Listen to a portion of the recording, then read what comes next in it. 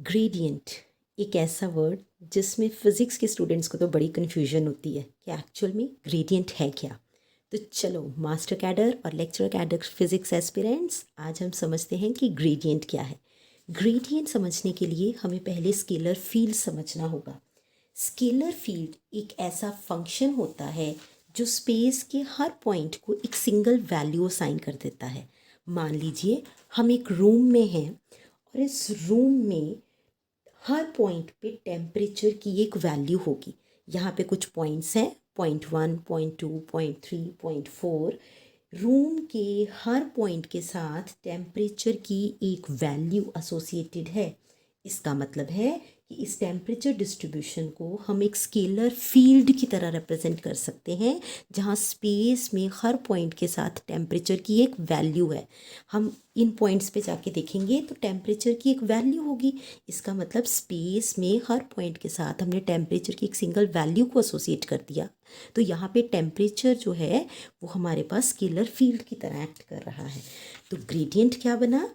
Gradient बना scalar field का gradient एक ऐसा वेक्टर होता है जो उस डायरेक्शन की तरफ पॉइंट करता है जहाँ स्केलर वैल्यू की इंक्रीज होने का मतलब स्केलर वैल्यू के बढ़ने का रेट जो है वो सबसे ज़्यादा हो। फ्रेंड्स, ग्रेडियंट सिर्फ उस डायरेक्शन की तरफ ही पॉइंट नहीं करता, वो साथ में ये भी बताता है कि इस डायरेक्शन में आगे बढ़ने पर स्केलर वैल्यू में कितना इंक्रीज हो रहा है और कितनी तेज़ी से इंक्रीज हो रहा है।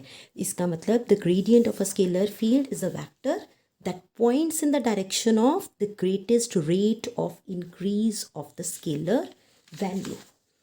अब बात करते हैं मैथमेटिकल नोटेशन की। अगर हमारे पास एक फंक्शन है f of X Y Z, function of X Y Z, जो कि एक स्केलर फील्ड है, जैसे कि अभी हमने देखा कि हमने रूम में 3D स्पेस में हर पोजीशन के साथ टेम्परेचर की एक फिक्स्ड वैल्यू ली थी। तो हमने देखा कि स्केलर फील्ड को हम temperature as a function of position in 3D space लिख सकते हैं। तो नेबुला एफ जो क्या है ग्रेडियंट ऑफ एफ, वो क्या होगा? Curly F by curly X, curly F by curly Y और curly F by curly Z. इस वेक्टर में नेबुला एफ में ग्रेडियंट एफ में हमें 3 कंपोनेंट्स नज़र आ रहे हैं, curly F by curly X, curly F by curly Y and curly F by curly Z. इस वेक्टर का हर कंपोनेंट क्या बता रहा है?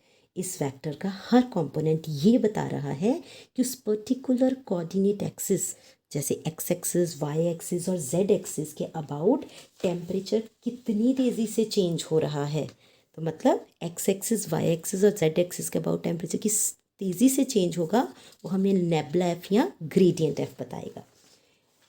एक इंट्यूटिव एग्जांपल लेते हैं। मान लीजिए कि हम हिल साइड पे खड़े हैं। हिल के किसी भी पॉइंट पे हम कुछ पॉइंट्स मार्क कर देते हैं, .1, .2, .3, .4। ठीक है, तो हमारे पास कुछ पॉइंट्स हैं। हिल के किसी भी पॉइंट पे अगर हमें ग्रेडियंट देखना है हिल की एलिवेशन का, हिल के किसी पॉइंट पे कि इनमें से कोई भी पॉइंट मान लीजिए, उस पॉइंट पे हमें हिल की एलिवेशन का ग्रेडियंट देखना है, तो वो हमें क्या बताएगा? तो वो हमें स्टीपेस्ट डायरेक्शन बताएगा जिससे हम अप हिल जा सकते हैं, हिल में ऊपर की तरफ जा सकते हैं। मतलब अगर हमें ग्रेडियंट ऑफ हिल्स एलिवेशन देखना है किसी भी पॉइंट पर, तो वो हमें स्टीपेस्ट डायरेक्शन बताएगा जिसमें हम अप हिल जा सकते हैं। डायरेक्शन ग्रेडियंट वेक्टर का किधर पॉइंट करेगा? अप हिल की तरफ, ऊपर की तरफ। और मैग्नीट्यूड क्या बताएगा? उस पॉइंट पर हिल कितना स्टीप है, मतलब कितनी खड़ी चढ़ाई है हिल की उस पर्टिकुलर पॉइंट पर। तो अगर हम इसे नटशेल में, समरी में, एक लाइन में लिखना चाहें तो gradient is a vector calculus. ये वेक्टर कैलकुलस का पार्ट है। ये वेक्टर कैलकुलस का कंसेप्ट है जो ये डिस्क्राइब करता है कि magnitude and direction of the steepest ascent scalar field का क्या होता है। Thank you for watching.